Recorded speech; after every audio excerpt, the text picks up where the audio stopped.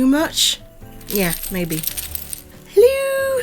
So the greatest time of the year is now upon us. Greatest time of the year after Halloween. And I wanted to be fully equipped as soon as the 1st December. Usually I only put lights on, but being the proud mother of 2 cats, I became tired over broken Christmas ornaments. But I discovered only this year that putting your tree away from the floor prevents broken ornaments just a little.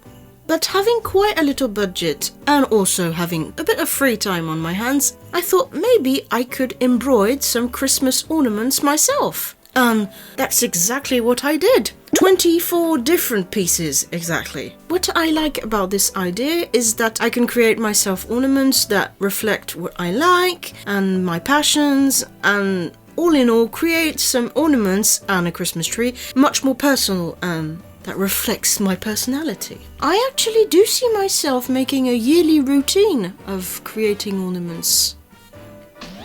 But enough chit chat. To start off December, I decided to embroider a Niffler. If you guys don't know, it's this awesome creature that comes from the film Fantastic Beasts.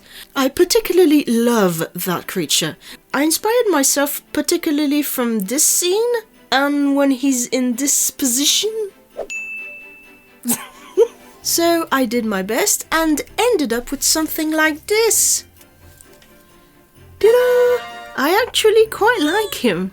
Again, I'm doing a Niffler, but you could do anything else and create a Christmas tree that reflects your weird, I hope so, personality.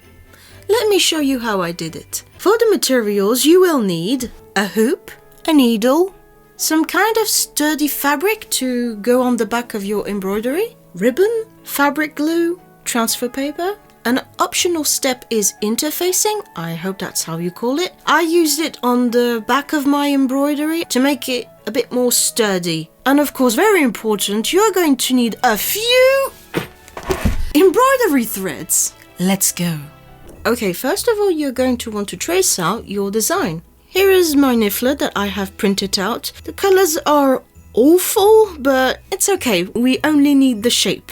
To transfer the silhouette, I used some transfer paper and using a pointy pen and pressing a little harder than usual, I traced all around my image.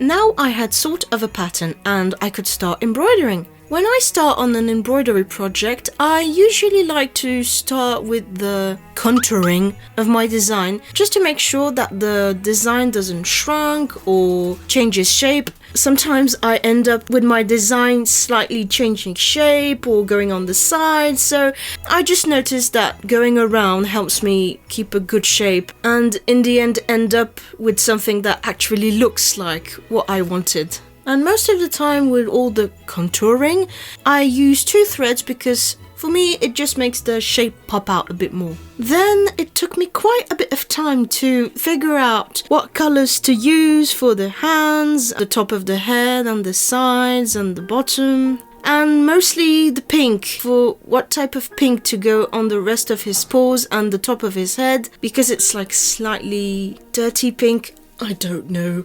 But in the end, I was lucky to find what I want. And for the filling of the paws, the nose, I only use 1 thread per color.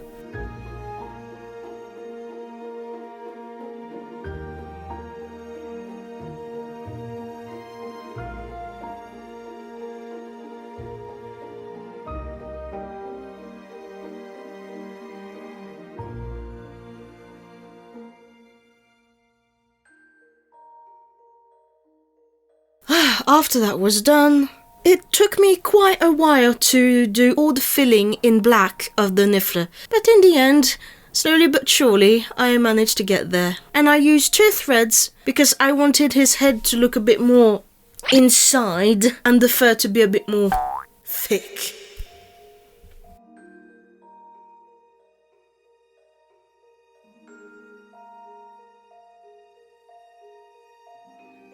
As you can see right now, I had already tried to do a few reflection effects with 2 types of grey, and now I'm going to do that on the rest of some parts of the body.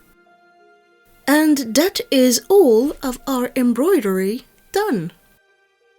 Now I could put the interfacing on the back of my Niffler and on the fabric that would go on the back.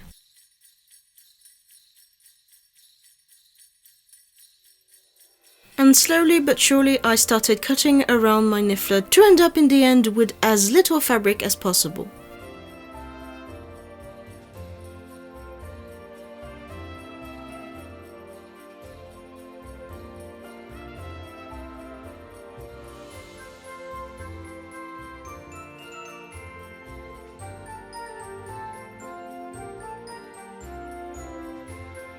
And now I could stick my back fabric and my front fabric together.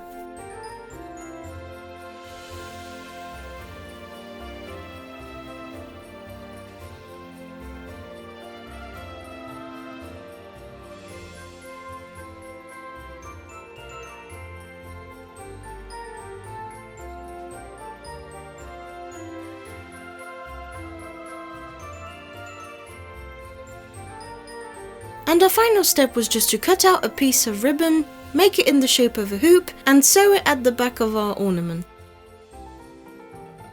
And here is the final result!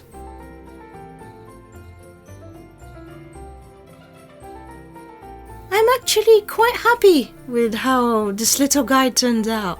To finish, maybe you heard, but I did 24 different Christmas ornaments. And if everything goes well, this video should come out on the 1st of December. So I invite you to come back when you can, because I will be posting each day until Christmas one of the different Christmas ornaments I have embroidered. Thank you so much for watching. Take care of you, love. See you soon. Bye bye.